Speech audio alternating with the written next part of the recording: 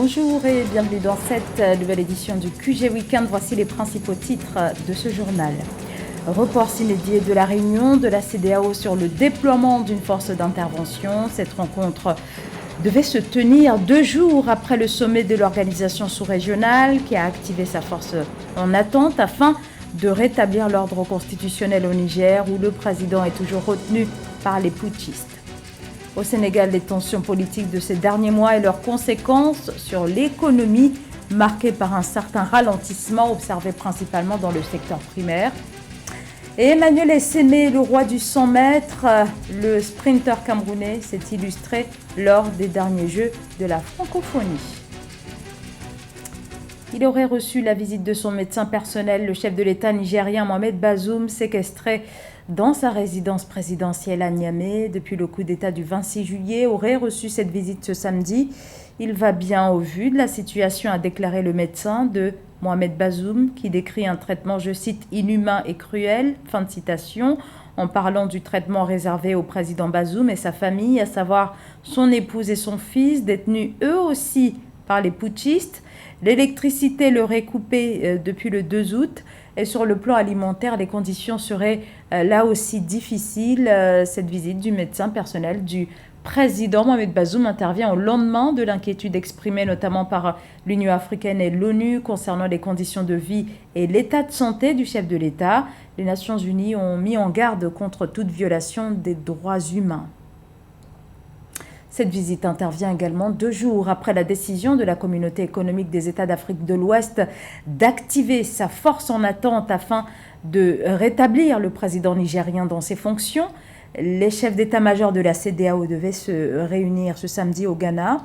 Mais la rencontre est finalement reportée sine die. Des sources militaires régionales invoquent des raisons techniques à Menedji.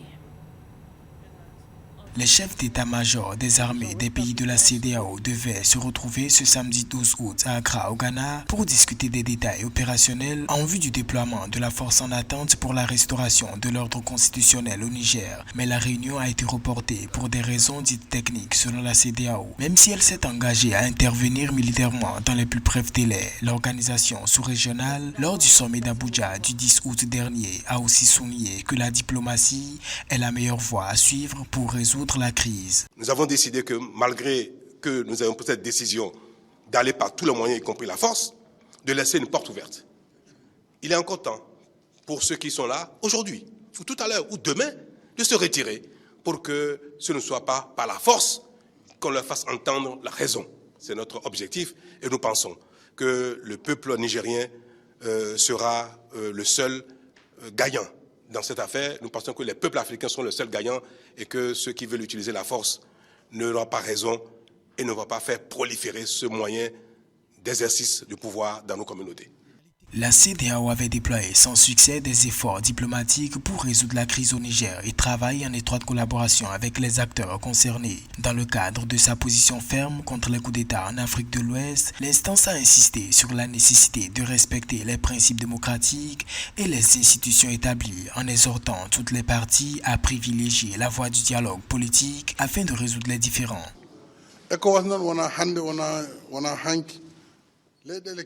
Ce n'est ni aujourd'hui ni hier. On est allé dans beaucoup de pays, en Sierra Leone, au Libéria, en Côte d'Ivoire, en Guinée-Bissau, en Gambie. Donc, si aujourd'hui on parle du Niger, ce n'est pas contre le Niger, mais contre les coups d'État. Il faudra que cela cesse en Afrique pour que la paix s'instaure et que le travail se poursuive. Si les militaires ont compris qu'on a pris une décision et qu'ils acceptent de discuter avec nous, la paix va revenir, mais s'ils refusent, nous également, on ne pourra pas accepter cela. Donc, la décision ne dépend que des militaires. S'ils veulent que la paix revienne dans leur pays, ils vont libérer le président et l'ordre constitutionnel va se rétablir.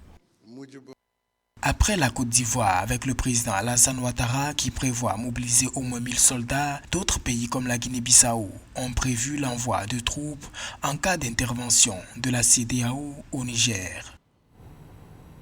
Nous ordonnons le déploiement de la force d'attente pour rétablir l'ordre constitutionnel de la République du Niger. Par ces mots, la CEDEAO a en effet acté ce jeudi la décision de mobiliser ses forces dans le cadre d'un projet d'intervention militaire au Niger par le biais de sa force en attente, une unité au contour encore très flou.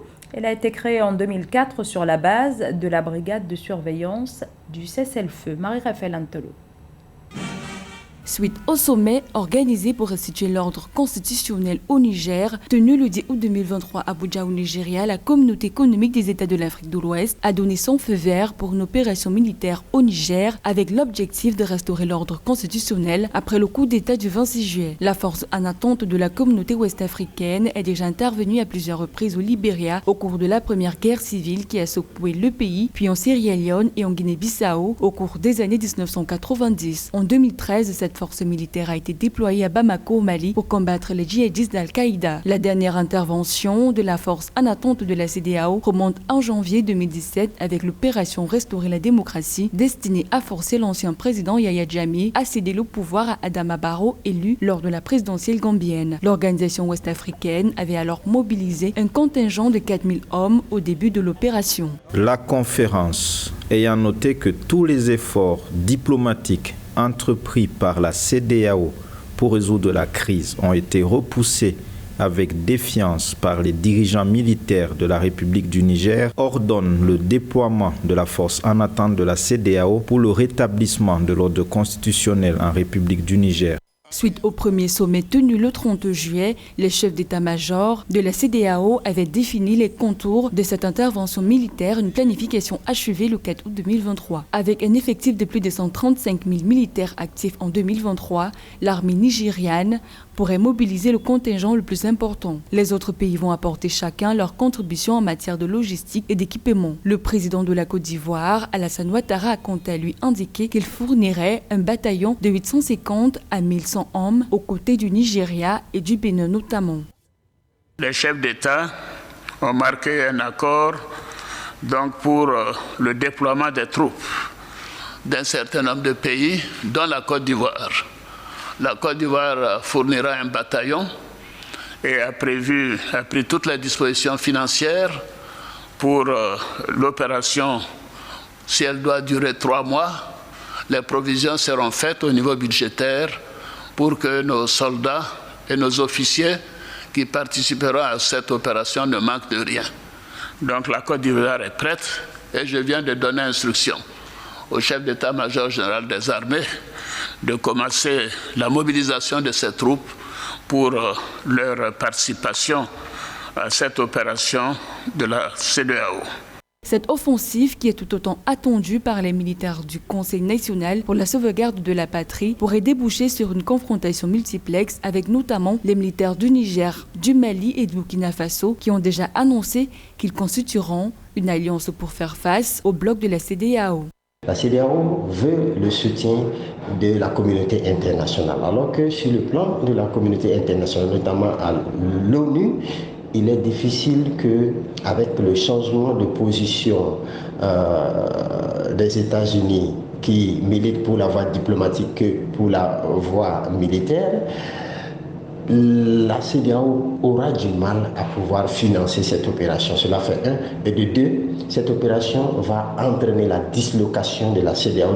Notons que la force en attente de la CEDEAO est l'héritière de l'ECOMOG. Ce groupe militaire d'interposition est né en 1990 de la volonté de l'organisation de faire respecter les cessez-le-feu dans la région de l'Afrique de l'Ouest. Ces troupes sont composées d'hommes issus des pays membres de l'organisation dont le Bénin, le Cap-Vert, la Côte d'Ivoire, la Gambie, le Ghana, la Guinée, la Guinée-Bissau, le Libéria, le Nigeria, le Sénégal, le Sierra Leone et le Togo en excluant ceux du Burkina Faso, du Mali et du Niger. Le Congo tourné vers la coopération intra-africaine. Le président Denis Sassou Nguesso entend miser davantage sur le partage d'expériences avec les pays voisins dans le domaine économique. Le chef de l'État qui est également sollicité par ses pairs sur le plan diplomatique, notamment en tant que médiateur. Reportage d'Eva Panzou. Cette année, la République du Congo a signé 18 accords avec le Kenya, un record historique pour le pays, le 9 juillet lors d'une visite officielle de William Ruto, président de la République du Kenya. Parmi ces accords, 14 mémorandums d'entente et 4 protocoles d'accord dans différents domaines. Ceux-ci doivent permettre de faciliter les échanges, la circulation des personnes, mais aussi le partage d'expériences entre les deux pays. Nous allons profiter de la riche expérience du Kenya dans les domaines de l'agriculture, de l'élevage, du tourisme et aussi dans d'autres secteurs. Denis Sassou Nguesso, l'un des doyens des chefs d'État africains, est souvent sollicité par ses pairs grâce à son expérience dans la médiation pour divers conflits en Afrique, entre autres le dossier libyen et la crise à l'est de la République démocratique du Congo. Son engagement en faveur des questions environnementales fait du Congo l'un des viviers écologiques de la planète, avec le bassin du Congo qui l'abrite, deuxième poumon écologique mondial après l'Amazonie. Les pays industrialisés qui sont les principaux pollueurs, il faut qu'ils le réalisent et que l'Afrique attend des retours. Mais sur ces questions, oui, et nous parlerons d'une seule voix. On a commencé à Paris récemment et ce débat se poursuivra. La République du Congo devrait connaître une croissance économique de 3,5% en 2023 contre 1,5% l'an dernier selon la Banque mondiale. Cela pourrait contribuer à la visibilité du pays à l'extérieur et notamment à l'intérêt d'investisseurs étrangers. Au Sénégal, les tensions politiques et les violences des derniers mois représentent un nouveau coup dur pour le tourisme, le commerce et le secteur informel. Au mois de juin, au plus fort de la crise sociopolitique, l'économie sénégalaise aurait, selon les autorités, connu une forte décélération avec une contraction de 1,5% en glissement annuel. Philomène Tine. Si la situation économique du Sénégal reste résiliente selon la Banque mondiale, néanmoins, elle a été affectée par un certain nombre de chocs, dont la crise sociopolitique qui a éclaté depuis le début du mois de juin 2023 après la condamnation de l'opposant Ousmane Sonko à 2 ans de prison ferme. L'indice général d'activité du ministère sénégalais des Finances et du Budget révèle une contraction d'1,5% de l'économie sénégalaise en glissement annuel. Les troubles de ces derniers mois ont occasionné effectivement des conséquences dramatiques sur l'économie sénégalaise. L'arrêt constaté pendant au moins 2-3 jours a effectivement permis de constater que la circulation des biens et des personnes était extrêmement limitée, au point qu'au port de Dakar, personne n'osait sortir un seul conteneur. Il va de soi que dans cette situation, la productivité et la production des entreprises ne s'en portera pas mieux, et donc toute baisse de production pour un pays en développement va sûrement se répercuter sur le PIB. Le secteur primaire sénégalais et les revenus des taxes sur les biens et services ont été principalement impactés par la crise politique. Les autres secteurs seraient notamment le tourisme, un secteur qui pèse 6,7% du produit intérieur brut, déjà affecté par la crise sanitaire du Covid-19, le secteur informel et le commerce. Beaucoup d'activités ont été en fait touchées. Si vous prenez toutes les marchandises qui devaient transiter au port et sortir, si vous prenez des entreprises qui ont dû fermer, si vous prenez le tourisme, c'est une catastrophe. Et sans compter cette économie informelle qui ne trouvait plus son petit marché du jour ou de la nuit parce que tout brûlait. Et donc c'est des pans entiers de l'économie sénégalaise qui étaient en fait touchés. Par ailleurs, après avoir ralenti à 4,7% en 2022, la croissance économique du Sénégal devrait rebondir à plus de 5,3% en 2023, en partie sous l'effet de l'émergence de son secteur gazier et pétrolier, selon le Fonds monétaire international. Toutefois, ces performances pourraient être compromises par le report à 2024 du démarrage de la production du pétrole au Sénégal. Vers la construction de centrales nucléaires en Ouganda, annonce faite par le président Yoweri Museveni. Il s'agira de 2 centrales nucléaires qui devraient voir le jour grâce à un partenariat avec la Russie et la Corée du Sud. L'ambition est de taille, 15 000 MW pour les premières centrales nucléaires d'Ouganda, Un objectif ambitieux dans ce pays qui ne possède à ce jour aucune installation nucléaire. Mais si le projet se concrétise, il s'agira d'un pas important pour l'Ouganda, où près de la moitié de la population n'a pas accès à l'électricité. Mais pour l'heure, aucun calendrier n'a été annoncé, les montants de financement non plus à propos de ce projet. Emmanuel Essémé, le sprinter, a une nouvelle fois fait sensation. Cette fois, c'était dans le cadre des Jeux de la francophonie. L'athlète camerounais s'est imposé lors de la finale du 100 mètres. Le sprinter de 29 ans est le champion des pays francophones dans cette discipline. Emmanuel Essémé qui continue ainsi de façonner son parcours. Reportage de Narcisse Oum. À 29 ans, Emmanuel Essémé est une véritable flèche de la course à pied, spécialiste du 100, 200 et du relais 4x400 mètres. Il est l'actuel détenteur des records nationaux du Cameroun dans les deux premières disciplines avec des temps de 10,8 secondes et 20,31 secondes. Sur le plan international, le sprinter a participé aux championnats du monde, aux championnats d'Afrique, mais aussi aux Jeux olympiques de Tokyo, organisés en 2021 sur 200 mètres. En remportant le 1er août 2023, lors des Jeux de la francophonie au stade des Martyrs de Kinshasa, la finale du 100 mètres messieurs en 10,4 secondes, une des courses les plus prestigieuses des compétitions d'athlétisme. Emmanuel Essémé détient le nouveau record des 100 mètres des Jeux de la francophonie. Le sprinter a fait tomber le chrono établi par l'Ivoirien Olivier Zirignon aux Jeux de 1997 à Madagascar en 10,07 secondes. Maintenant, je peux dire que ma force, c'est tout le sacrifice que je fais dans ce sport. J'essaie d'utiliser ça comme une, une poussée pour pouvoir faire de grandes performances, parce que je pense que je fais beaucoup de sacrifices et je ne peux pas accepter que tout ce sacrifice-ci aille dans l'eau. Donc ma force, c'est plus tout le sacrifice que je fais et je veux savoir que je ne suis pas en train de perdre quelque chose. Emmanuel Essémé n'a pas toujours été sur les pistes de l'athlétisme. Ingénieur de formation, il a dû lever le pied sur sa carrière d'ingénieur pour consacrer plus de temps à l'athlétisme dès 2017. Il est remarqué par le coach Patrice Kinang de Cameroun Sport Club à Yaoundé, où il s'impose donc très rapidement dès septembre de cette année-là.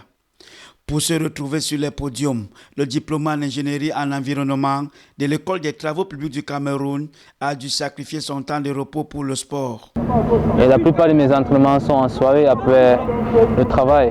Donc je quitte du boulot et puis je vais aux entraînements. En 2018, il remporte 2 médailles d'or lors de sa première participation aux Jeux universitaires à Maroua en remportant les épreuves de 100 mètres et 200 mètres. L'ancien footballeur de l'équipe de l'École des travaux publics de Yaoundé lors des Jeux universitaires en 2017 est aujourd'hui pensionnaire de l'équipe française d'athlétisme du Strotting. Dans ce club, dans lequel Emmanuel Essémé évolue depuis 2022, il participe depuis l'Hexagone à différentes réunions. Parti de football pour l'athlétisme, à l'instar du Jamaïcain Usain Bolt, considéré comme le plus grand sprinter de tous les temps, Emmanuel Essémé récolte déjà le fruit de son choix professionnel. L'un de ses plus gros challenges est d'effectuer des courses sur 100 mètres en dessous des 10 secondes. Fin de ce journal, merci de votre fidélité. L'information continue sur Africa 24.